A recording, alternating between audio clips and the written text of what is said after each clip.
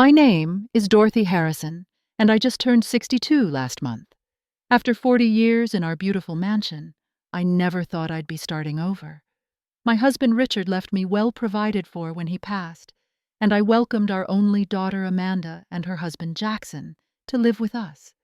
Yesterday, I overheard Amanda giving her friends a house tour. "Don't go up there," she said, laughing. "Your room stinks bumma right to my face."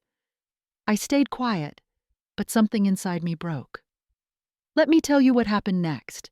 Before I continue my story, I'd love to know where you're watching from today. If this resonates with you at all, please hit that like button and subscribe so you don't miss what happens next. Trust me, Amanda never saw it coming. Life with Richard had been everything I could have dreamed of. We met in college, both studying business, though I eventually left school to support his career. Richard always said that was the best decision we ever made together, though. I sometimes wondered what path my life might have taken otherwise. Still, I couldn't complain. His investment firm flourished, and by our 10th anniversary, we had saved enough to build our dream home. The mansion, as everyone called it, sat on 3 acres in Westbrook Hills, the most prestigious neighborhood in our city. 5 bedrooms, 6 bathrooms, a chef's kitchen that I adored, and my pride and joy, the garden that wrapped around the entire property. Richard never understood my passion for gardening, but he supported it wholeheartedly, building me a greenhouse for my birthday one year so I could garden year-round. "Your hands create magic from dirt," he used to say. We filled those rooms with love and laughter for decades.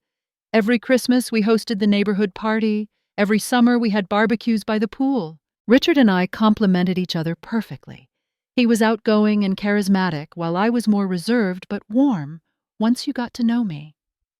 The house reflected both our personalities, grand yet comfortable. When Amanda was born, I thought our happiness couldn't possibly increase, but it did. She was our only child, a miracle baby, after years of trying. I decorated her nursery with hand-painted butterflies that took weeks to complete. As she grew older, I'd hoped we would be close, but Amanda took after her father in many ways. Ambitious, social, always looking toward the next big thing. By the time she left for college, I realized we had never truly connected the way I had hoped. Amanda visited less and less frequently after graduation. She married Jackson Taylor, a financial analyst, in a lavish wedding that Richard insisted on paying for. They bought a condo downtown and seemed content with their urban lifestyle. Our relationship consisted mainly of holiday gatherings and occasional Sunday dinners when they could fit us into their busy schedule. Then Richard had his stroke. It happened so suddenly one morning 5 years ago. We were having breakfast on the patio discussing plans for our anniversary trip to Italy when his speech slurred and he collapsed. I called the ambulance immediately, but by the time we reached the hospital, he was already gone. 40 years of marriage ended in the span of 20 minutes. I was lost without him. The house, once so full of life, felt cavernous and empty. I wandered from room to room some days, touching his belongings, sitting in his office chair, sleeping on his side of the bed to catch the fading scent of his cologne on the pillows. Grief counseling helped somewhat, but nothing could fill the Richard-shaped hole in my life. Amanda came for the funeral, of course, and stayed a week to help with arrangements. But soon enough, she returned to her life downtown. I understood. She had her own grief to process, her own life to live. But in the months that followed, our already tenuous relationship became even more strained. She would forget to call cancel plans last minute, and when we did speak, conversation felt forced and uncomfortable. About 2 years after Richard's passing, Amanda called with unexpected news.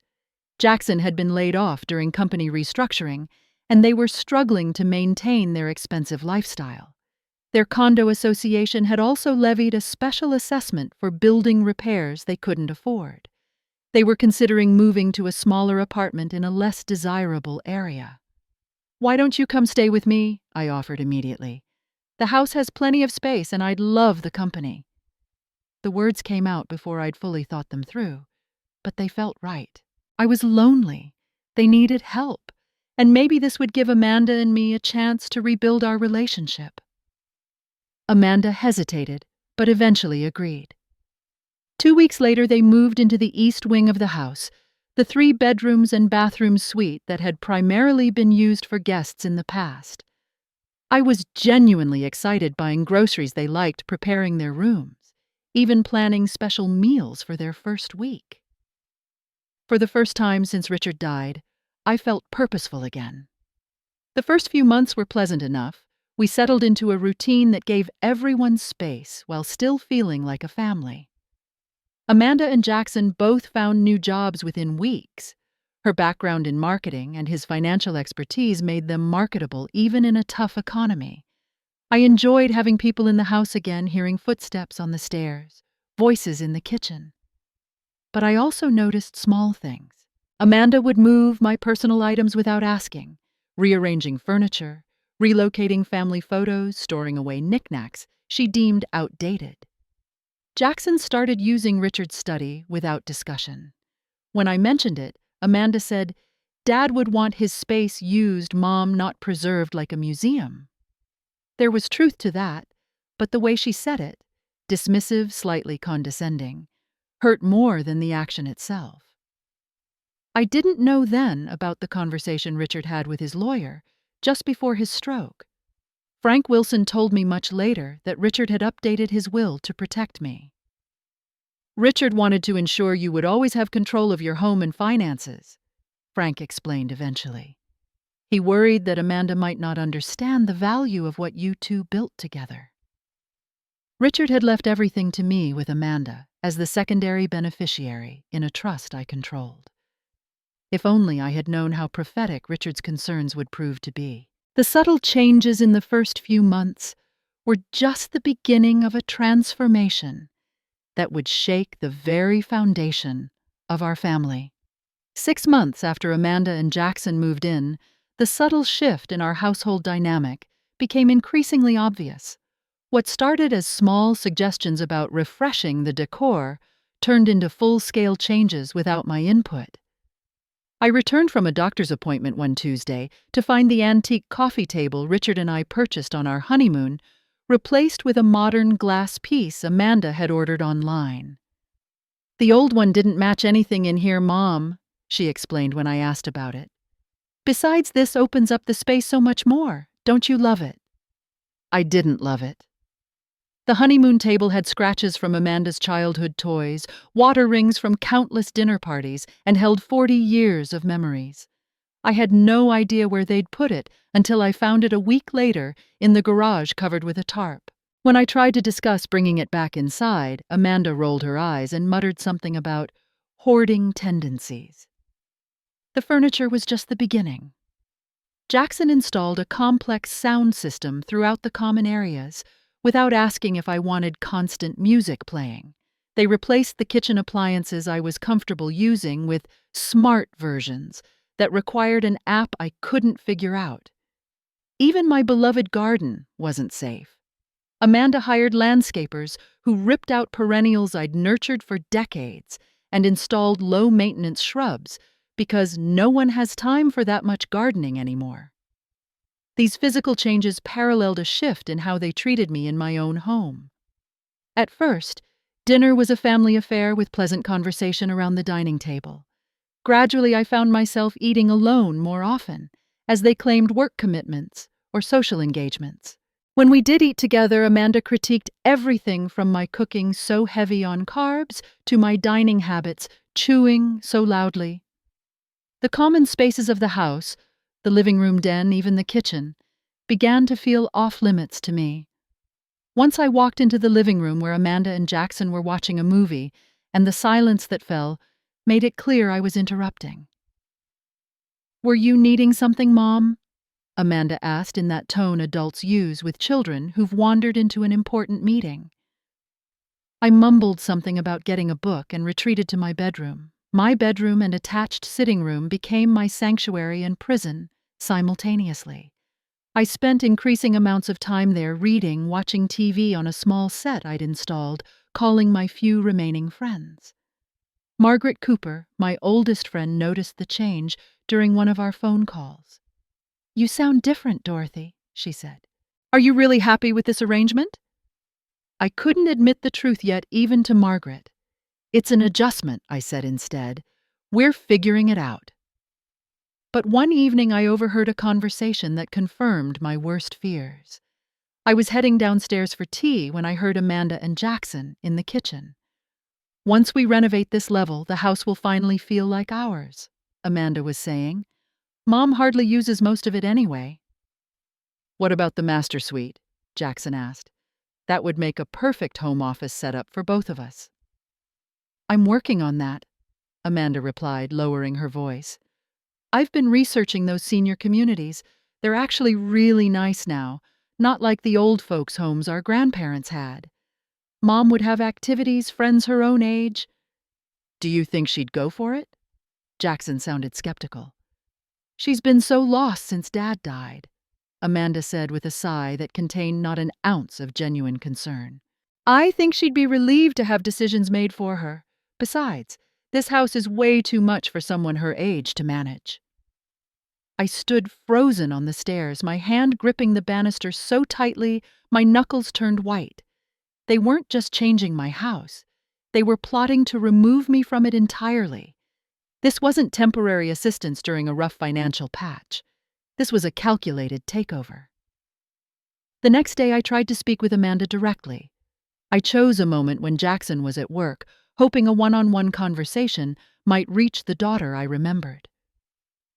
"Amanda, I need to talk to you about some changes happening around the house," I began cautiously. She barely looked up from her laptop. "Changes like what?"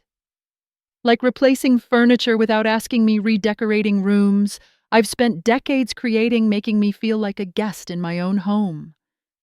Amanda finally looked at me, irritation clear in her expression. "Mom, you're being oversensitive. We're just updating things that were honestly past their prime. This place was starting to feel like a time capsule from the 1980s. "But this is my home," I said, my voice smaller than I intended. "Your father and I built it together. These things have meaning to me." "And you'll always have your memories," she replied in that patronizing tone I'd grown to dread. "But Jackson and I live here too now, and we need a space that works for us. You want us to be happy, don't you?" She'd twisted the conversation so skillfully that I found myself apologizing before it ended. Later, I cried in my bathroom with the water running so no one would hear. The final straw came at one of the rare dinners we shared. Amanda had invited some work colleagues, and I'd spent the day cooking, hoping to impress her friends and perhaps strengthen our connection. As they arrived, Amanda introduced me with, "This is my mom. She insisted on cooking tonight instead of catering." The subtle eye roll that accompanied this statement wasn't lost on anyone. Throughout the evening, I was addressed only in relation to Amanda. "Your mother, Amanda's mom." Never as Dorothy, a person in my own right. One guest asked about the house, and Amanda launched into tales of the renovations she'd completed, and those planned, speaking as if she were the homeowner. "We've lived here forever," she said, erasing both my current presence and the decades before she was born. I retreated early, claiming fatigue. No one protested my departure. As I climbed the stairs, I heard one of the guests asking about the upper floor. "Is that where your mom stays now?" the woman asked. Amanda's response cemented my growing realization that something had to change. "Yeah, her room is up there," Amanda replied casually. "We don't go up much. Between us, it's better that way." The woman must have asked why, because Amanda's next words pierced my heart like a physical blow. "Let's just say the whole senior vibe isn't really our aesthetic." Amanda laughed. "Plus, your room stinks when you get older. It's just a thing." The casual cruelty stunned me. I stood there, one foot on the next stair, unable to move. 40 years in this house. 40 years of loving and raising the very person who now spoke about me as if I were nothing more than an unpleasant odor to be contained. I made my way to my room on autopilot, closed the door, and sat on the edge of my bed. For the first time since Richard died, I felt completely alone. But as I sat there listening to the laughter floating up from below, something unexpected happened. The grief and hurt crystallized into something harder, stronger. I realized I'd been slowly surrendering my dignity piece by piece, and it was time to reclaim it. That night, as the house finally quieted, I took out a photo of Richard from my nightstand. "You always said I was stronger than I knew," I whispered to his smiling face. "I think it's time I found out if you were right." The morning after I overheard Amanda's cruel remark about my room, I awoke with a clarity I hadn't felt in years. I didn't confront her about what she'd said. Something deeper had shifted inside me, a realization that no conversation would change the fundamental disrespect that had taken root. Instead, I called Richard's longtime attorney and friend, Frank Wilson, and arranged to meet him for lunch the following day. Frank had been Richard's confidant for over 30 years, handling everything from business contracts to our personal estate planning. He'd retired 2 years ago, but still maintained a small office downtown, where he consulted with a few longtime clients. When I arrived, his familiar bushy eyebrows rose in surprise. "Dorothy, what a pleasant surprise. You look—" He paused, studying my face. "Different. Determined, perhaps?" "I need your advice, Frank," I said, getting straight to the point after we'd ordered. "And I need absolute discretion." Over soup and sandwiches, I poured out everything: the gradual takeover of my home, the dismissive treatment, and finally the devastating comment about my room. Frank listened without interruption, his expression growing increasingly troubled. "I need to know my options," I concluded. "What did Richard's will actually stipulate? And what can I legally do with the house and assets?" Frank leaned back, steepling his fingers in a gesture so reminiscent of Richard that my heart twinged. "Dorothy, Richard left everything to you unequivocally. The house investments, everything. There was a trust established for Amanda, but you control when and how those assets transfer to her." "So I could sell the house if I wanted to?" "Absolutely. It's entirely your decision." He hesitated. "Richard actually anticipated something like this might happen. Not exactly this scenario, but he worried Amanda might try to influence your financial decisions after he was gone." This surprised me. "He never mentioned that to me." "He didn't want to come between you and your daughter," Frank explained. "But he did set up a contingency fund that even Amanda doesn't know about. A separate account with quite substantial assets that were explicitly excluded from any inheritance plans." Frank pulled out a file and showed me the details. Richard had established a separate investment account with nearly $800,000 that had continued growing since his death. The paperwork explicitly stated this money was for my use only to ensure my independence. "He called it your freedom fund," Frank said softly, "just in case you ever needed to start fresh." Tears welled in my eyes. Even from beyond, Richard was still protecting me, still anticipating my needs. The knowledge strengthened my resolve. "There's something else you should know," Frank continued. "I've heard through mutual acquaintances that Amanda has been consulting with a different attorney about your competency." My blood ran cold. "My competency?" Frank nodded grimly. "Presumably to establish some form of guardianship. It wouldn't succeed, you're clearly of sound mind, but the attempt itself could be distressing and expensive to fight." This confirmed what I'd overheard about the senior living facility. They weren't just planning to suggest it. They were preparing to force the issue if necessary. I spent the next week carefully considering my options while maintaining a facade of normalcy at home. I researched housing markets, consulted with a financial advisor Frank recommended, and even drove around different neighborhoods, imagining a fresh start. On Thursday, I found myself in Seacliff, a small coastal community about 40 miles from my current home. I'd always loved the ocean, but Richard preferred our inland neighborhood for its proximity to his office. As I walked along the main street with its charming shops and cafes, a "for sale" sign caught my eye. The house was set back from the road, partially hidden by mature oak trees. It was modest compared to my current home, a single-story craftsman with a deep front porch and what looked like a lovely backyard glimpsed from the street. On impulse, I called the number on the sign. "I can show you the property right now if you're interested, chump," the realtor Susan Blake offered. An hour later, I knew I'd found my new home. The house had 2 bedrooms, a sun-filled kitchen with windows overlooking a garden that needed love but had good bones, and most importantly, a sunroom with views of the ocean in the distance. "The owners are motivated to sell," Susan explained. "They've already purchased their retirement home in Arizona." By the end of the day, I'd made an offer using the Freedom Fund as down payment. By the end of the week, it was accepted. I arranged for a quick closing using some of Frank's contacts to expedite the process. The next piece of my plan fell into place when I learned about a luxury couples retreat in Napa Valley through a strategically placed brochure I'd picked up. Amanda had been complaining about needing a getaway with Jackson, so when I suggested gifting them the all-expenses-paid weekend as an early anniversary present, they eagerly accepted. "Are you sure you'll be okay alone for 3 days?" Amanda asked, though her tone suggested this was merely a formality rather than genuine concern. "I've been alone plenty since your father died," I replied mildly.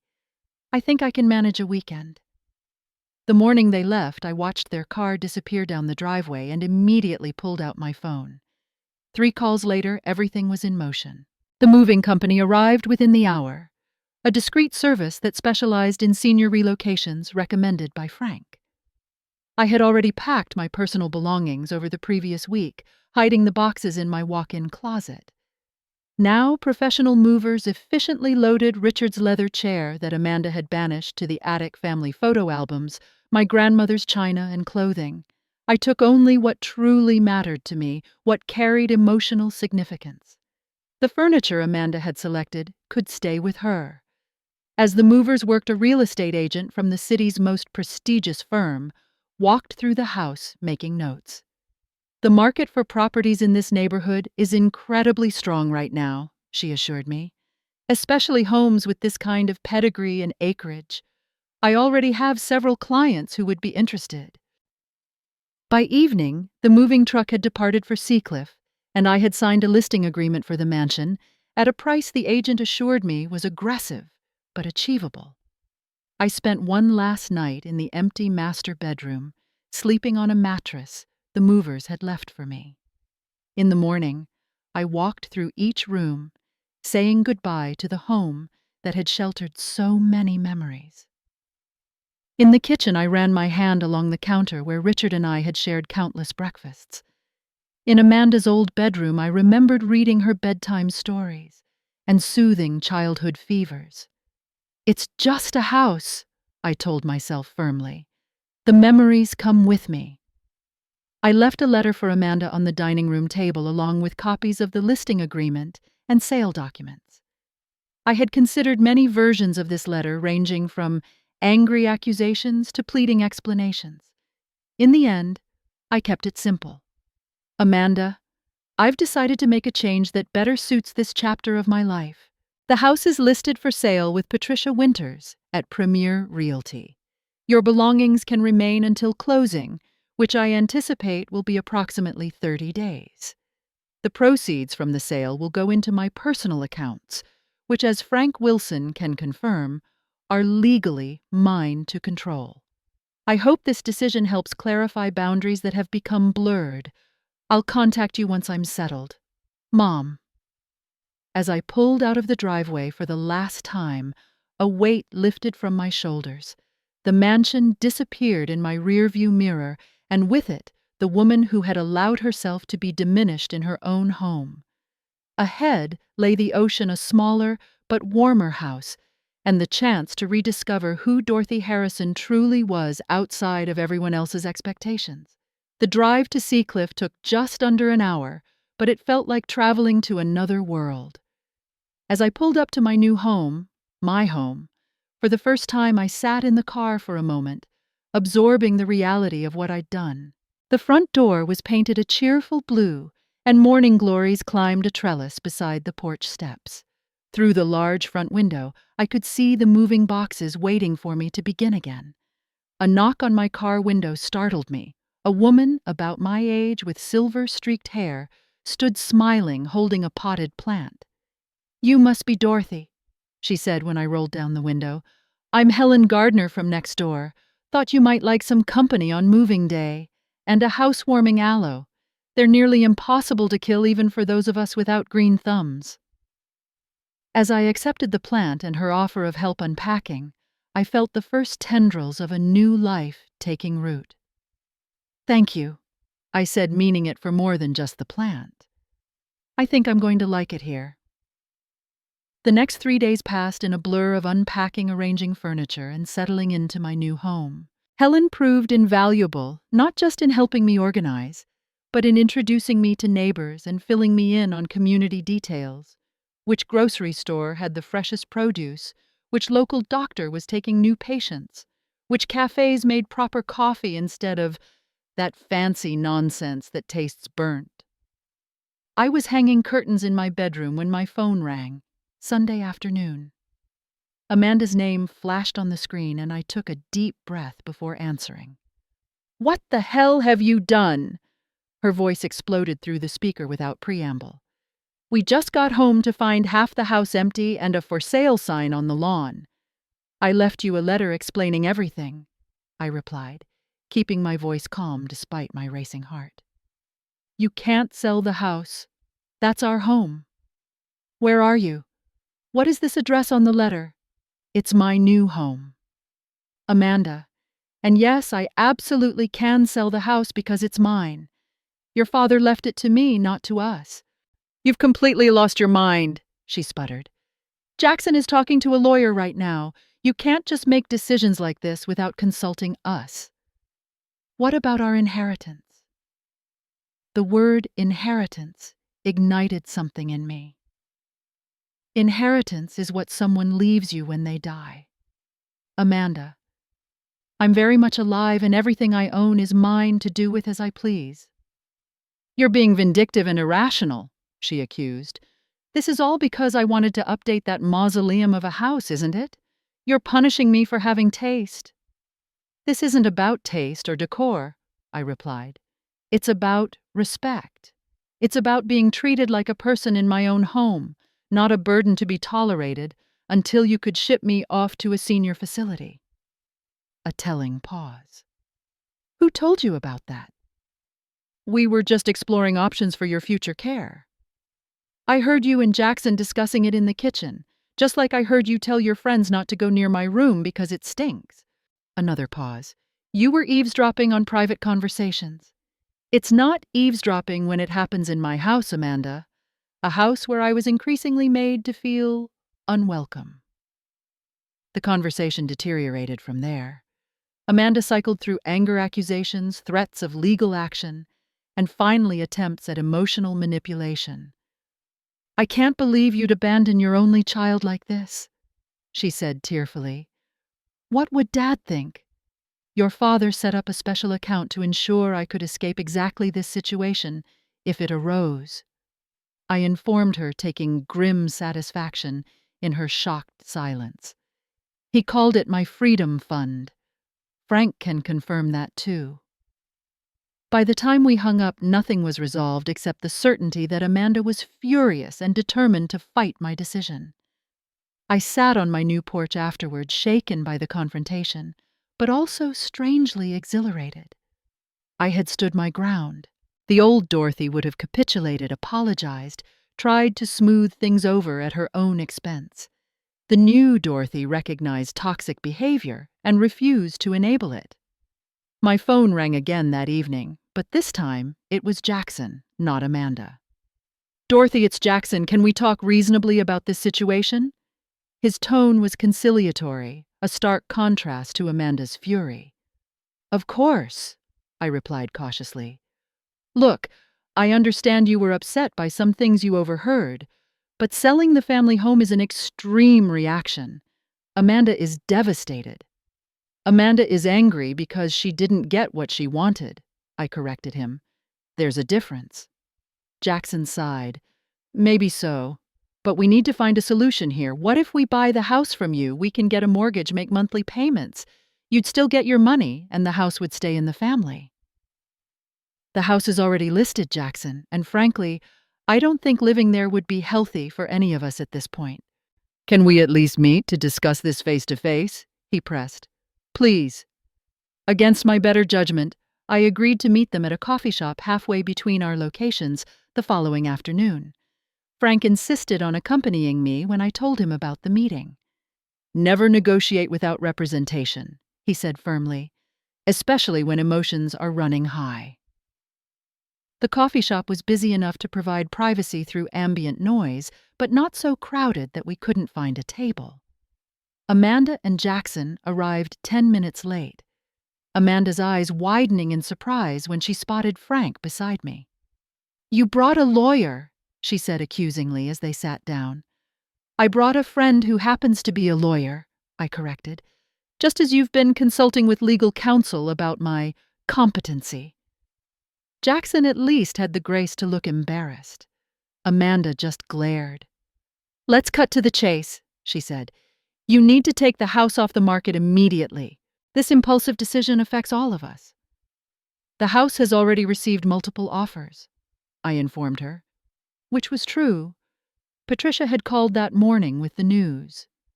One is significantly above asking price, all cash, with a quick closing date. Amanda's face flushed with anger. You can't do this. Your mother absolutely can do this, Frank interjected mildly. The property is hers alone, as are all the assets Richard left. I can provide documentation if necessary. What about our agreement? Amanda demanded. We moved in to help you. We gave up our condo, our independence. You moved in because you were having financial difficulties, I reminded her. I welcomed you out of love, hoping we could become closer. Instead, you treated me like an inconvenience in my own home. You plotted to move me into a facility so you could take over completely. That's an exaggeration, Jackson cut in. We were just exploring options. Behind my back, I pointed out, without any discussion with me about my own future. The conversation circled painfully for another 30 minutes. Amanda alternated between anger accusations and attempts at guilt-tripping. Jackson tried to play mediator but ultimately deferred to his wife. Frank occasionally intervened with legal clarifications when Amanda made threats or demands. Finally, I'd had enough. The house will be sold, I said with finality. You have until closing to remove your belongings. Anything left behind will be considered abandoned property. And what about us? Amanda asked, her voice cracking slightly. Where are we supposed to go? For the first time, I saw genuine fear beneath her anger. Despite everything, she was still my daughter, and I couldn't entirely harden my heart against her vulnerability. You're both employed with good incomes, I said more gently. You'll find another place.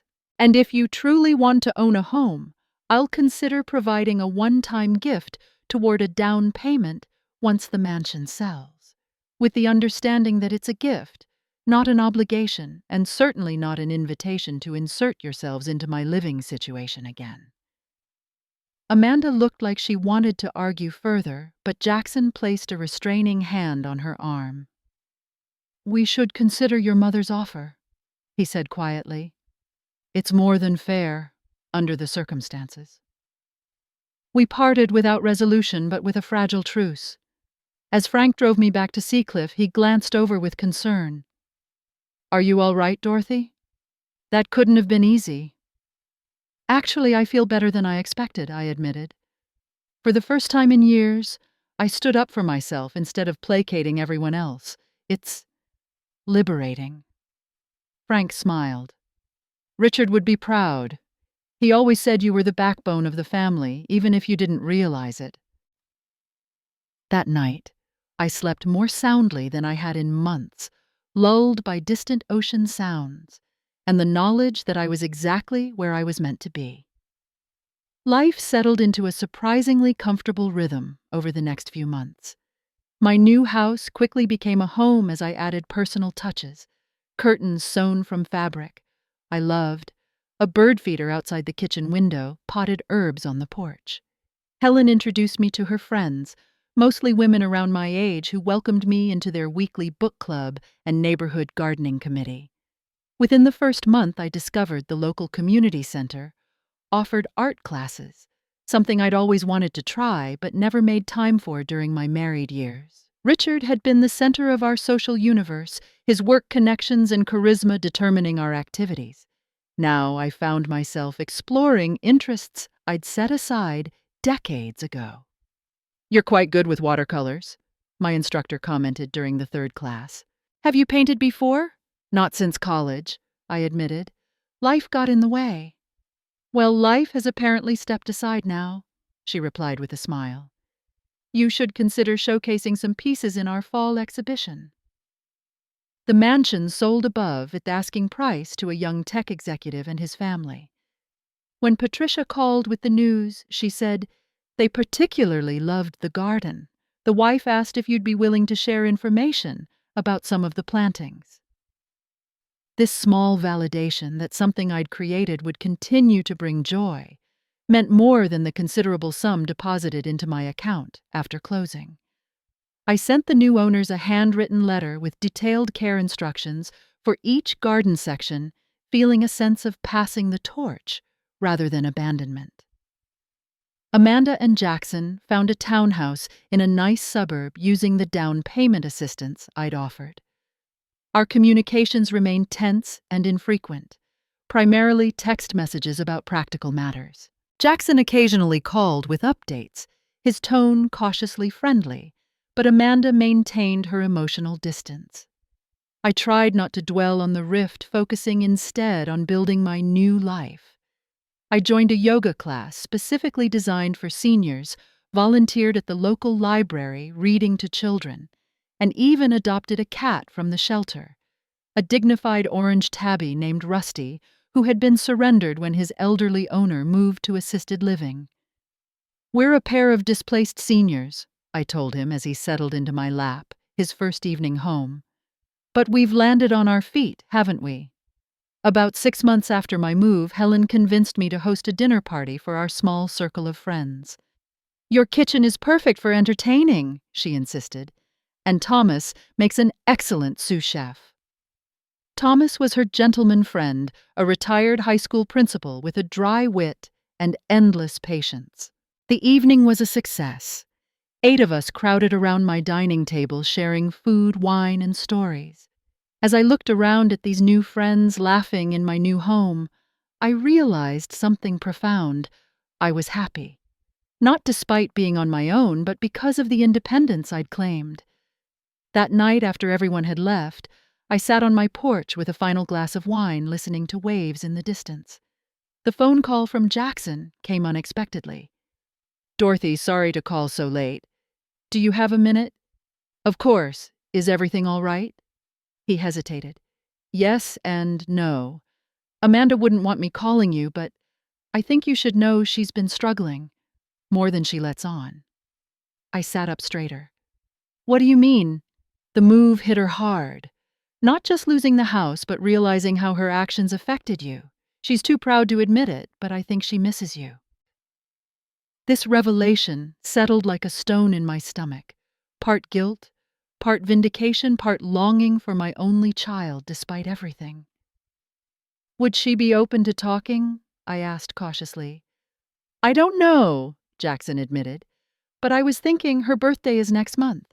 Maybe that could be an opportunity." We made tentative plans for a birthday lunch at a neutral location. When I hung up, conflicting emotions warred within me. Part of me wanted to maintain the protective walls I'd built. Another part desperately missed my daughter, flawed as our relationship was. The following week, I asked Helen about it while we were deadheading roses in my slowly developing garden. "Of course you should meet with her," Helen said without hesitation. "You don't have to sacrifice your boundaries to leave a door open. What if nothing changes? What if she's still the same person who treated me like a burden?" Helen straightened, pushing gray hair from her forehead with the back of her gardening glove. Then you'll know, and knowing will help you decide what kind of relationship is possible going forward. But people do change, Dorothy. Sometimes losing something valuable is the wake-up call they need. The cafe we chose for Amanda's birthday lunch was halfway between our homes on a pier overlooking the harbor. I arrived 15 minutes early, selecting a table with a view, and ordering herbal tea to calm my nerves. When I spotted Amanda walking toward me, I was struck by how tired she looked. Designer clothes and perfect makeup couldn't hide the strain around her eyes. "Happy birthday," I said, as she sat down, sliding a small wrapped package across the table. She seemed surprised by the gift. "Thank you. You didn't need to bring anything." "Of course I did. You're my daughter, and it's your birthday." An uncomfortable silence fell as we ordered drinks and studied menus. Finally, Amanda set hers aside and looked directly at me. "I'm still angry about what you did," she said without preamble. "But Jackson thinks we need to clear the air, and maybe he's right." It wasn't exactly an olive branch, but it was something. "I'm listening." "You blindsided us. You made a unilateral decision that affected all our lives without even a warning." I took a sip of tea, weighing my response. "From my perspective, you and Jackson had already made unilateral decisions about my future. The difference is I was making decisions about my own property and life." Amanda's jaw tightened. "That house was my childhood home. It was supposed to be my inheritance eventually." "Eventually being the operative word," I pointed out. "Not while I was still living in it and being made to feel unwelcome." The server arrived with our salads, providing a momentary respite from the tension. When she left, I decided to shift approach. "Amanda, why did you tell your friends my room stinks?"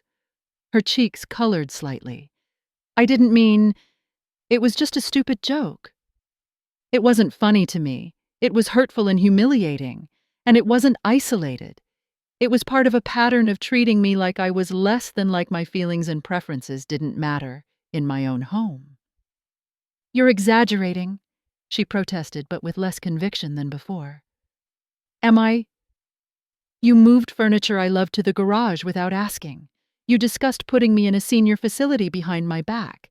You took over spaces I used daily without consideration." Amanda pushed lettuce around her plate. "We were just trying to update things. The house was stuck in a time warp." "That may be true, but it was my time warp. My memories. My home." I leaned forward. "Amanda, I didn't sell the house to hurt you. I sold it because I needed to reclaim my sense of self. Can you understand that at all?" She didn't answer immediately, and for the first time I saw her actually considering my words instead of reflexively defending her position. "I guess I never thought about it that way," she finally said. "After Dad died, you seemed so lost. I thought you needed direction, decisions made for you. What I needed was support and respect, not management." The conversation shifted then, becoming less confrontational and more exploratory. We were far from resolving everything, but tiny cracks appeared in the walls between us. By the time we finished lunch, Amanda had admitted that some of her behavior had been inappropriate, though she maintained I had overreacted. "Would you like to see my new place sometime?" I offered, as we prepared to leave. "No pressure, just if you're curious." Amanda hesitated. "Maybe. Not right away, but maybe." She opened my gift in the parking lot, a framed photo of her as a little girl with Richard and me, all of us laughing, during a beach vacation. "I remember this day," she said softly. "Dad buried me in sand up to my neck and pretended he couldn't find me." "You laughed so hard you got the hiccups," I recalled, and for a brief moment we shared a genuine smile. As I drove home, I realized Helen had been right. The lunch hadn't magically fixed our relationship, but it had created a possibility where before there had been only a wall of anger and hurt. It was a beginning, not an ending. The following week, I received a text from Amanda. The townhouse finally feels organized. Jackson planted tomatoes on the balcony. Not the same as your garden, but it's something. I smiled at the small peace offering and replied, "Tomatoes are a good place to start.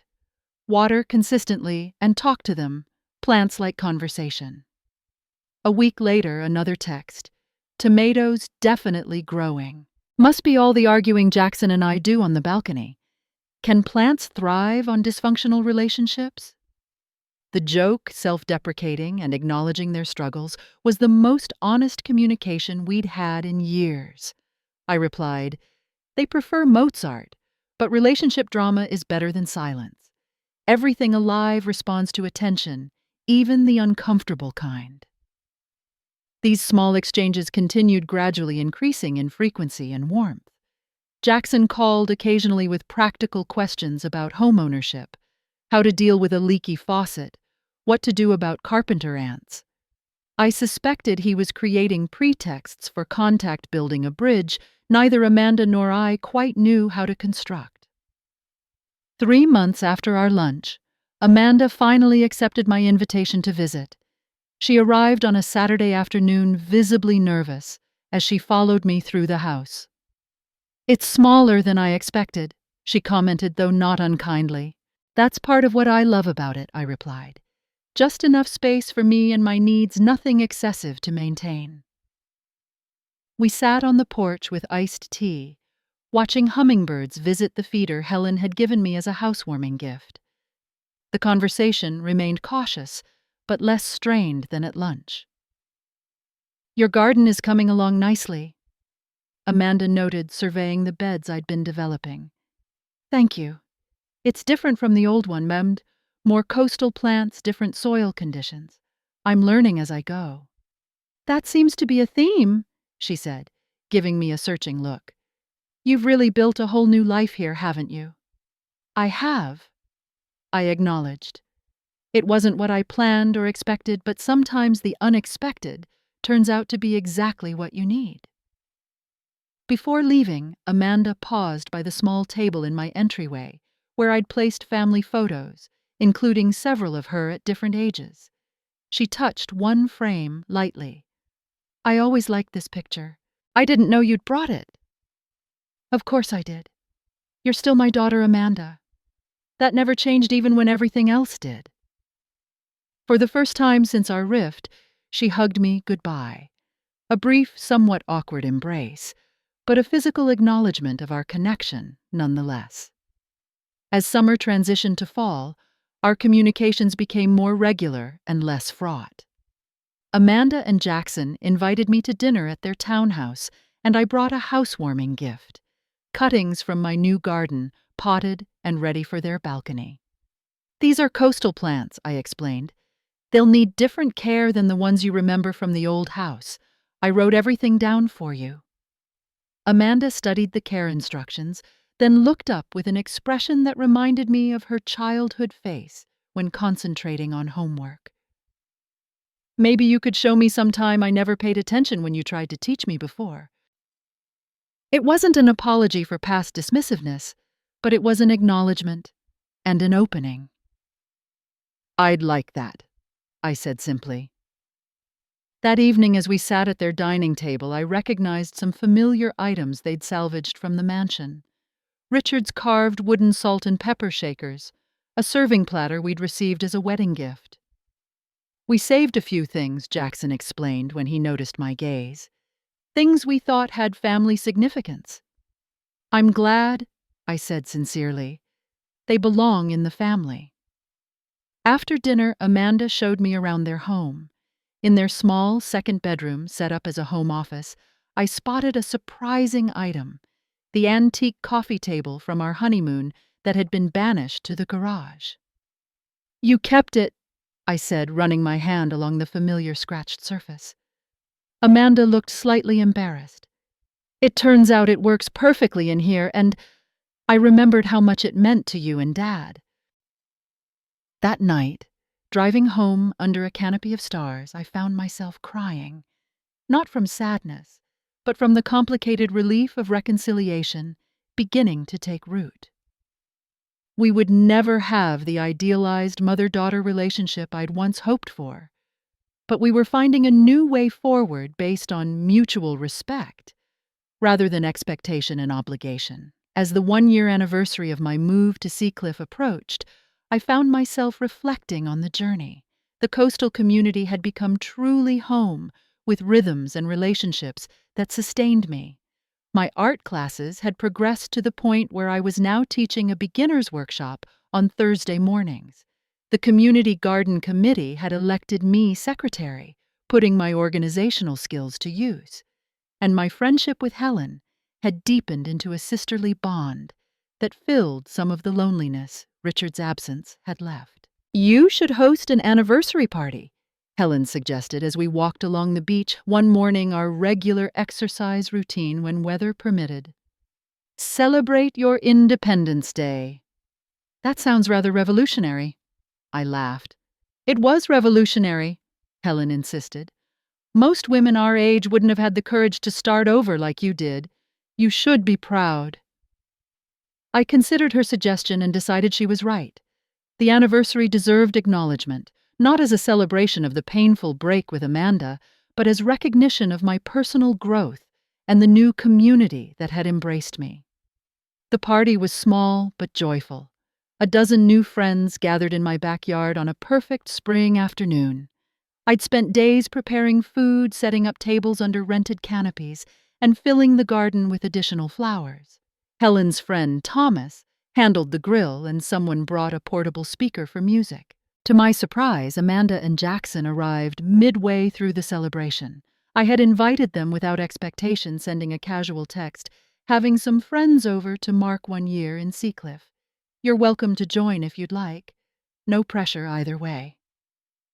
Their presence created a momentary ripple of awkwardness, these two worlds meeting for the first time. But Helen quickly engaged Jackson in conversation, while I introduced Amanda to my art instructor and fellow garden committee members. As the afternoon progressed, I found myself watching Amanda interact with my new friends. She seemed genuinely interested in hearing about the community center programs and asked thoughtful questions about my watercolor paintings displayed on the porch. There was an openness to her I hadn't seen in years, perhaps ever. Later, as guests began departing, Amanda helped me clear dishes from the tables. "Your friends are nice," she said, stacking plates. "Different from the crowd you and Dad used to entertain, but nice." "Different isn't always bad," I replied. "Sometimes it's exactly what you need." Amanda paused, looking out at the garden where Jackson was helping Thomas dismantle the canopies. "Mom, I've been wanting to say something for a while now." She turned to face me directly. "I'm sorry for how I treated you in the house. The comment about your room, all of it. I was wrapped up in my own vision of how things should be and didn't consider how it made you feel." The apology, delivered without qualifiers or excuses, took my breath away. "Thank you for saying that, Amanda. It means more than you know." "Jackson and I have been seeing a counselor," she continued, "for us, but also to help me understand why I acted the way I did after Dad died. It's been illuminating." "In what way?" I asked gently. She sighed. "Apparently I have control issues, and some unresolved grief about Dad that I was channeling into, trying to erase his presence from the house, rather than dealing with it." She offered a self-deprecating smile. Who knew therapy could actually be useful? We finished cleaning in companionable silence. Before they left, Amanda handed me a small, wrapped package. "For your house anniversary," she explained.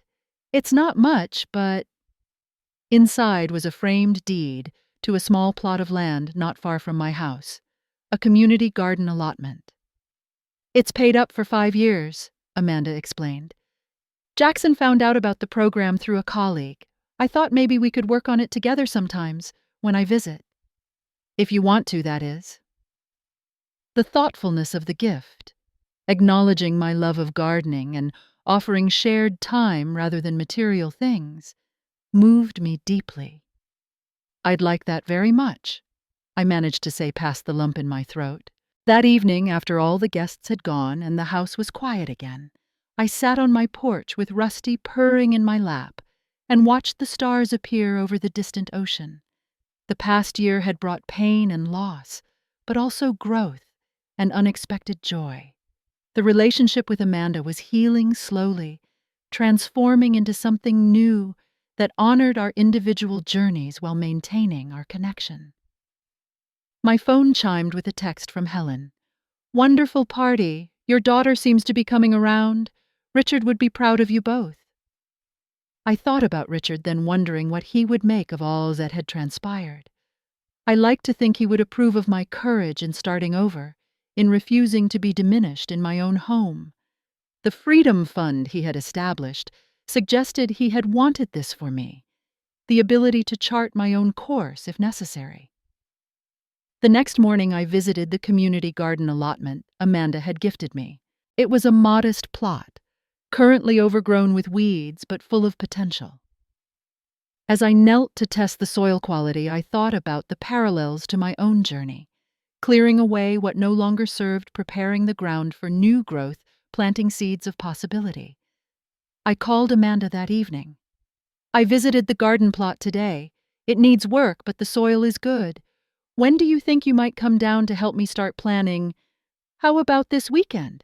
She suggested, surprising me with her eagerness. "Jackson has a golf thing, and I could drive down Saturday morning." That weekend became the first of many shared gardening days. Working side by side in the soil created space for conversations that might have been too difficult, face to face across a table. Amanda opened up about her fears after her father's death, her financial anxieties, her struggle to understand her place in the world without Richard's larger-than-life presence defining our family. "I think I resented how close you and Dad were sometimes," she admitted one afternoon as we planted tomato seedlings. "You two had this perfect partnership, and I always felt like the outsider." "It wasn't perfect," I corrected her.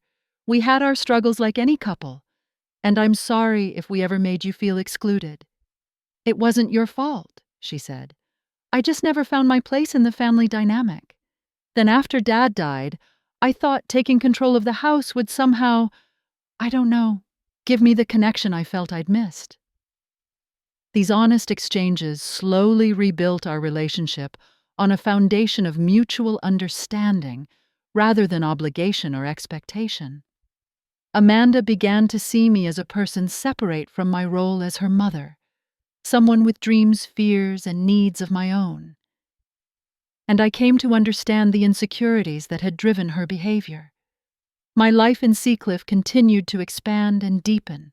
I joined a senior swimming class at the community pool, started volunteering at the local animal shelter, where I'd adopted Rusty, and even went on a few casual dates with a widower from my art class. Nothing serious but enjoyable companionship that reminded me I was still very much alive. The community center director approached me about teaching a regular art class for seniors. "You have a gift for making people feel capable," she explained, "and we need more programs specifically for older residents." I accepted without hesitation, finding unexpected joy in guiding others to discover creative abilities they'd never explored. Many of my students were dealing with significant life transitions, retirement, widowhood health challenges, and found in art a means of expression and processing that transcended words. "You found your calling," Helen observed after sitting in on one of my classes. "You're glowing when you teach." Perhaps she was right. The path that had begun in pain and upheaval had led to purpose and fulfillment I couldn't have imagined a year earlier. On a warm summer evening, Amanda called with unexpected news.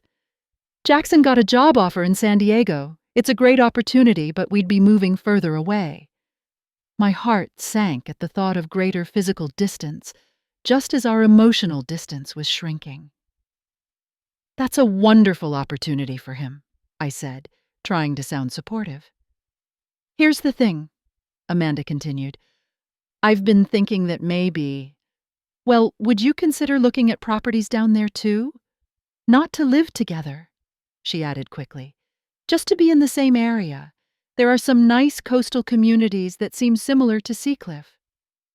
The suggestion stunned me. You want me to move again, to be near you? Only if you want to, she hurried to clarify. I know you've built a life in Seacliff, but I thought I don't know, maybe we could be closer, geographically and otherwise. I promised to think about it, though my initial reaction was reluctance to uproot the life I'd carefully constructed. But as days passed, I found myself researching the communities Amanda had mentioned, curious, despite myself. I discussed it with Helen over coffee on my porch. I'm torn, I admitted. Part of me wants to be closer to Amanda now that we're rebuilding our relationship. But the thought of starting over again— Helen considered this thoughtfully. The question isn't whether you should move to be near Amanda. It's whether you want to move for yourself with the bonus of being near Amanda. There's a difference. Her distinction clarified my thinking. Any decision needed to center my needs and wishes, not simply respond to Amanda's. This was the fundamental lesson I'd learned through the painful process of reclaiming my life. My choices mattered. My happiness mattered. My preferences mattered. After much consideration, I decided to stay in Seacliff. When I called Amanda to tell her, I explained my reasoning honestly. I've built something precious here: community, purpose, friendship. It's not that I don't want to be near you, but I need to honor the life I've created. To my relief, she understood. I get it, Mom, really. And San Diego isn't that far. An easy weekend trip. We'll make it work. Amanda and Jackson moved that fall. True to her word, Amanda drove up to visit at least once a month, sometimes staying the weekend. Our shared garden plot became a symbolic bridge, something we tended together, despite the distance, watching it flourish under our combined care. As I approach my second anniversary in Seacliff, I reflect on the journey that began with a cruel comment about a room that stinks. That moment of humiliation could have been merely another indignity to swallow in silence. Instead, it became the catalyst for reclaiming my sense of self-worth and building a life that truly reflects who I am. The inheritance that Amanda once felt entitled to, the mansion, the possessions, the financial assets, has been partially shared with her in ways that support her growth rather than enable entitlement. More importantly, I've discovered the true inheritance.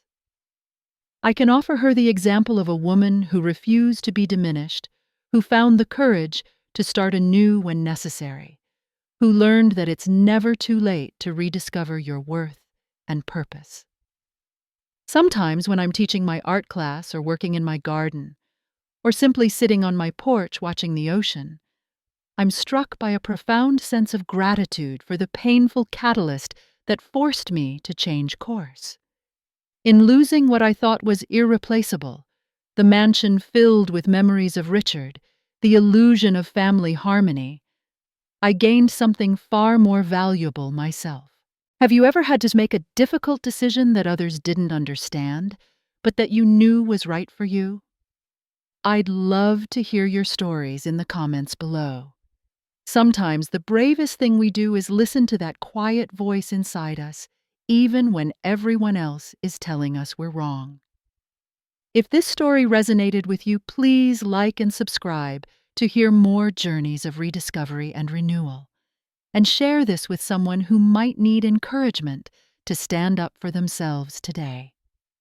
Thank you for listening to my story, and remember, it's never too late to begin again.